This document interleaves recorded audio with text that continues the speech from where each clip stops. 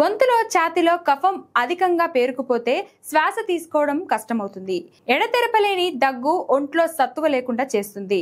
ఇలాంటప్పుడు ఎన్ని టానిక్లు సిరప్లు వేసినా ఫలితం ఉండదు. అయితే కొన్ని సింపుల్ ఇంటి చిట్కాలతో ఈ సమస్య నుంచి వెంటనే రిలీఫ్ పొందవచ్చు.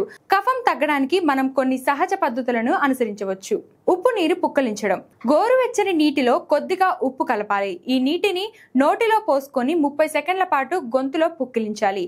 ఈ ప్రక్రియ గొంతు వెనుక భాగంలో ఉన్న కఫాన్ని కరిగించడానికి, ఉపశమనం ఇవ్వడానికి సహాయపడుతుంది. ఆవిరి పీల్చడం. ఒక గిన్నెలో వేడి నీళ్లు తీసుకొని టవల్ కప్పుకొని ఆ ఆవిరిని పీల్చాలి. వేడి నీటి ఆవిరి పీల్చడం వల్ల శ్వాస మార్గాలకు తేమ అందుతుంది. ఆవిరి పీల్చితే కఫం పలుచగా మారి సులభంగా బయటకు వస్తుంది. గోరువెచ్చని షవర్ కింద నిలబడడం కూడా ఈ ప్రయోజనం ఇస్తుంది. వేడి ద్రవ్యాలు తాగడం. గోరువెచ్చని నీరు, హెర్బల్ టీ వంటివి వెచ్చని సూపులు తాగాలి. వేడి ద్రవ్యాలు కఫాన్ని పలుచగా చేస్తాయి. శరీరం హైడ్రేట్ గా ఉండేందుకు ఇవి సహాయపడతాయి. తేనె, నిమ్మరసం. గోరువెచ్చని నీటిలో 1 టేబుల్ స్పూన్ తేనె, కొద్దిగా నిమ్మరసం కలిపి తాగాలి.